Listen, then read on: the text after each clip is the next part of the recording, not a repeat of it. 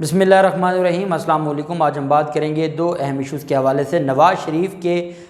हवाले से, उनकी वापसी के हवाले से मुख्तलिफ जो मीडिया में उनके लोग हैं जिनको लिफाफा खोर कहा जा सकता है, उनकी तरफ से एक अफवाह फैलाई जा रही है कि मौजूदा जो इम्पोर्टेड हुकूमत है वो कोई कानून साज़ी करने जा रही है जिसमें से नाअहली ख़त्म हो सकती है, और ये नाअहली ख़त्म होगी और नवाज़ शरीफ वापस आएंगे और बाकायदा इलेक्शन भी लड़ेंगे। और क्योंकि नैब का कानून इस वजह से तब्दील किया गया है कि नवाज़ शरीफ को उसमें से क्लीन चिट दिलवानी है और साथ उनकी नाअहली कानून साजी के ज़रिए ख़त्म होने जा रही है, उसका भी हम पोस्टमार्टम करेंगे कि इस बात में कितनी तस्दीक है और इसमें कितनी सदाकत है। और साथ हम ये भी बात करेंगे कि आया इस तरह की कोई कानून साजी मौजूदा हुकूमत कर सकती है या नहीं कर सकती, उसकी तफसील मैं आपके साथ शेयर करूँगा। साथ हम बात करेंगे कि वफाक की तरफ से जो पाकिस्तान तहरीक इंसाफ के रहनुमाओं की गिरफ़्तारियों का मामला सामने आ रहा है और मुख्तलिफ रहनुमाओं को तलब किया गया है FIA की तरफ से, और बाद में उनको गिरफ़्तार करने की भी जो बातचीत जारी है उस पर पंजाब हुकूमत ने भी लिस्टें तैयार कर ली हैं, उसकी तफसील भी मैं आपके साथ शेयर करूँगा। पहले मैं आपको बताता चलूँ कि MQM के वफाक और सूबाई हुकूमतों से दोबारा गिले शिकवे शुरू हो गए हैं और MQM ने मौजूदा जो सूबाई और वफाकी हुकूमत है उसके हवाले से बड़े अहम सवालात उठाए हैं और उनकी तरफ से ये कहा गया है कि हम ये समझते हैं कि हमें वो हमारे साथ सलूक नहीं किया जा रहा जो इनकी तरफ से हमारे साथ वादा किया गया था।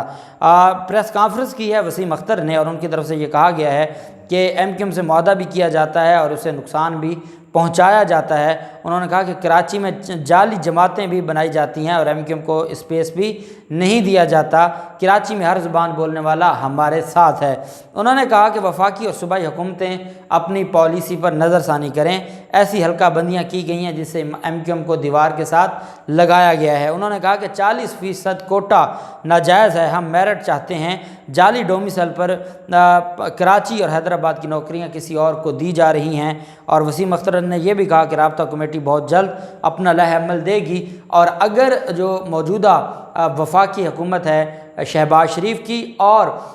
जो सिंध हुकूमत है उन्होंने अपना रास्ता ना बदला तो फिर हम मजबूर हो जाएंगे मौजूदा हुकूमत छोड़ने में। और एक उनकी तरफ से ये भी कहा गया कि हमारे साथ जो मुआहदा किया गया था, जो सूबे के साथ हमारा मुआहदा हुआ था सिंध हुकूमत के साथ, उसमें जो गारंटर हैं वो शहबाज शरीफ हैं जो हमारे वज़ीर आज़म हैं, जबकि जो शहबाज शरीफ के साथ मुआहदा किया गया था उसमें जो गारंटी देने वाले हैं वो ज़ाहरी तौर पर गारंटी देने वाले फजलुर रहमान और आसिफ जरदारी हैं। इस वजह से MQM की तरफ से ये कहा गया है कि हम बहुत मजबूर हो चुके हैं, हमें दीवार के साथ लगाया जा रहा है, हमारा एक भी मुतालबा अभी तक नहीं पूरा किया गया, जो हमसे मुआहदा किया गया, जो हमारे साथ इन्होंने कमिटमेंट की थी, एक भी नहीं पूरा किया गया। इस वजह से हमारे पास कोई और ऑप्शन नहीं है सिवाय इसके कि हम कार्रवाई करें और हम इस मौजूदा हुकूमत को छोड़ दें। ये बड़े वाज़ेह अल्फाज में आज उनकी तरफ से कहा गया है। आप भी जानते हैं, मैं भी जानता हूँ कि MQM को कहा जाएगा तो वो छोड़ के चले जाएंगे, बाकी ये अपने वोटर्स को खुश करने के लिए बल्दियाती इलेक्शन की आ रहा है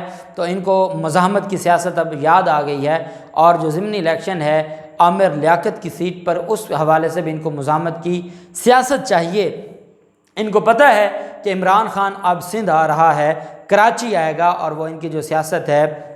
जो बच गई है थोड़ी बहुत उसका भी सफाया कर देगा। इस वजह से ये मज़ाहमत की सियासत का एक ड्रामा रचा रहे हैं। अगर इन्होंने छोड़ना होगा, ये बात आसिफ जरदारी भी जानता है, ये फजलुर रहमान और शहबाज शरीफ भी जानते हैं कि ना तो ये हमारे खैर खा थे और ना हमारे वादों पर ये इमरान खान की हुकूमत छोड़कर आ रहे थे। इनको वादे भी कहीं और से मिले और इनको लारे भी किसी और ने लगाए और इस वजह से ये छोड़कर नहीं जा सकते। ये सिर्फ अपनी एक मुज़ाहमत का बयानिया बनाने के लिए मरीम नवाज़ की तरह इलेक्शन के लिए ये सारा ड्रामा रचाया जा रहा है। दूसरी तरफ जो पाकिस्तान मुस्लिम लीग नून के करीबी सहाफ़ी हैं उनकी तरफ से ये कहा जा रहा है कि जो मौजूदा हुकूमती इत्तेहाद है उनकी तरफ से नवाज़ शरीफ को पाकिस्तान वापसी लाने पर और उनको जेल न दिए जाने पर भी डिस्कस हो रही है और ये भी कहा जा रहा है कि कोई कानून साजी की जाएगी। और उन्होंने ये कहा है कि मुस्लिम लीग नून के रहनुमा और राना सनाउल्लाह ये कह चुके हैं कि मखलूत हुकूमत कुछ ऐसी तरमीम कर सकती है जिससे नवाज़ शरीफ पर पनामा पेपर्स केस में सुप्रीम कोर्ट के फैसले के ज़रिए आयद करदा पाबंदी को ख़त्म करने में मदद मिलेगी। अब ये क्या अमेंडमेंट लाना चाहते हैं یہ آرٹیکل 62(1)(f) میں یہ امینڈمنٹ لانا چاہتے ہیں، جس میں یہ کہیں گے کہ اگر آرٹیکل 62(1)(f) کے تحت کوئی نااہل ہوگا تو وہ 2 سال کے لیے ہوگا، 3 سال یا 5 سال کے لیے۔ یہ باقاعدہ ایک شک اس میں شامل کرنا چاہتے ہیں، اور 62(1)(f) میں کیونکہ پہلے خاموشی تھی اور اس میں یہ کہا گیا تھا کہ کیونکہ 62(1)(f) میں کہیں نہیں لکھا کہ نااہلی کتنے عرصے کے لیے ہوگی، اس لیے سپریم کورٹ نے کہا کہ یہ نااہلی تا حیات ہوگی۔ اب یہ چاہتے ہیں کہ ہم کوئی ترمیم لائیں اور اس ترمیم کے ذریعے ہم نواز شریف کو واپس لائیں۔ اب یہ ایک دیوانے کا خواب تو ہو سکتا ہے، اس میں کوئی حقیقت نہیں ہے۔ اس کی وجہ کیا ہے؟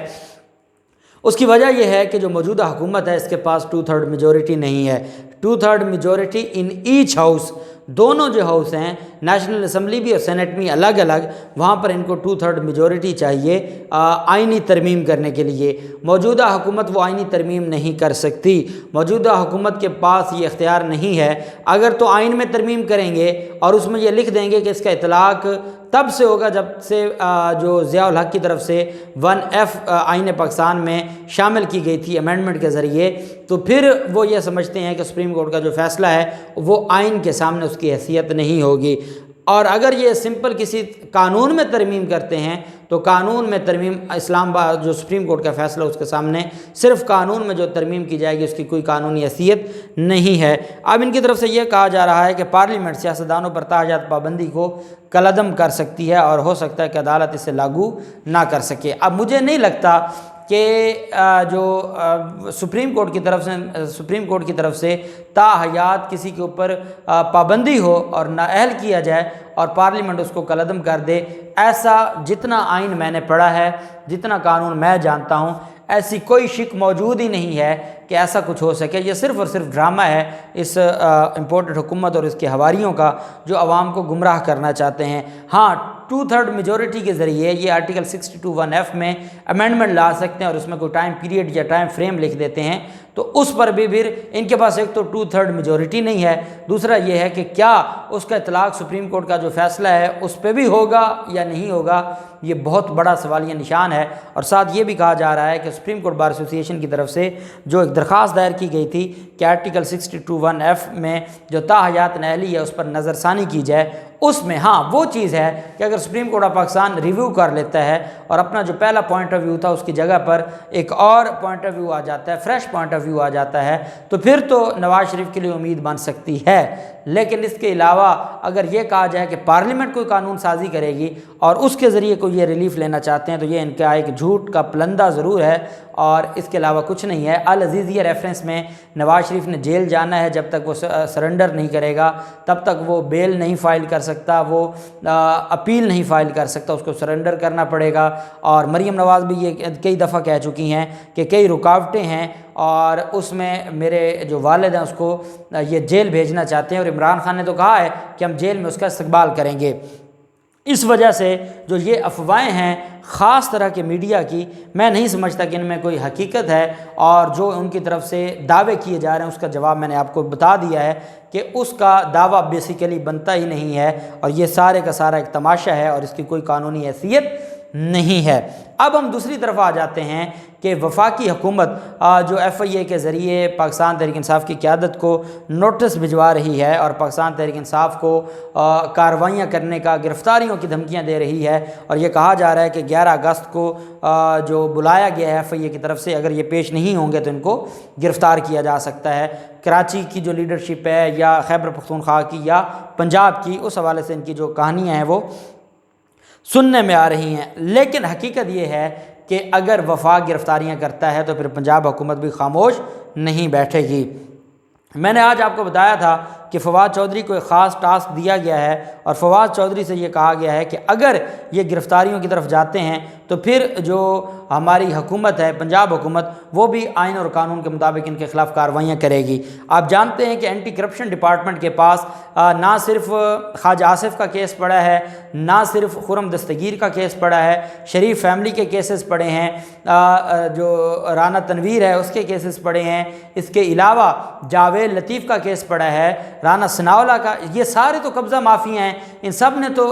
غیر قانونی قبضے کیے ہوئے ہیں، اور ان غیر قانونی قبضوں کے حوالے سے بھی چیزیں سامنے آ رہی ہیں۔ اور اب ذرائع یہ کہتے ہیں کہ وفاق نے گرفتاریوں کا منصوبہ تیار کیا ہے اور رد عمل میں پنجاب حکومت نے بھی لسٹیں تیار کر لی ہیں، اور ہو سکتا ہے کہ بات رائے ونڈ تک جا پہنچے۔ یہ ہو سکتا ہے کہ یہ معاملہ مریم نواز کی گرفتاری تک چلا جائے، اور وہ کس کیس میں؟ وہ دہشت گردی کے کیس میں، جو نیب آفس پر حملہ کیا تھا اس کیس میں آج تک مریم نواز نے ضمانت نہیں کروائی، اور اس میں مریم نواز کی گرفتاری کے حوالے سے بھی معاملہ ہو سکتا ہے۔ اگر یہ عمران خان کی گرفتاری کا ڈھونگ چاہتے ہیں، اگر یہ پاکستان تحریک انصاف کی قیادت کو گرفتار کرنے کا خواب دیکھتے ہیں، تو ان کے علم میں ہونا چاہیے کہ ان کی ساری قیادت پنجاب میں بیٹھی ہے، اور جو محکمہ اینٹی کرپشن ہے، پنجاب پولیس ہے، یا پنجاب کا جو CTD ہے، وہ ان کے خلاف کاؤنٹر ٹیررزم ڈپارٹمنٹ وہ ان کو گرفتار کر سکتا ہے اور ان کے خلاف کارروائیاں کر سکتا ہے، اور پنجاب حکومت نے لسٹیں تیار کر کے رکھ لی ہیں، اور ذرائع کہتے ہیں کہ یہ معاملہ رائے ونڈ کی طرف بھی جا سکتا ہے۔ اس وجہ سے جو موجودہ امپورٹڈ حکومت ہے وہ اتنی اس میں اوقات نہیں ہے کہ وہ عمران خان کو یا عمران خان کے لوگوں کو ہاتھ ڈالے گی۔ دیکھتے ہیں کیا ہوتا ہے، جو بھی تفصیلات ہوں گی آپ کے ساتھ شیئر کرتے رہیں گے۔ اللہ پاک پاکستان کامیاب و ناصر ہو۔ بہت شکریہ۔ اللہ حافظ۔ پاکستان زندہ باد۔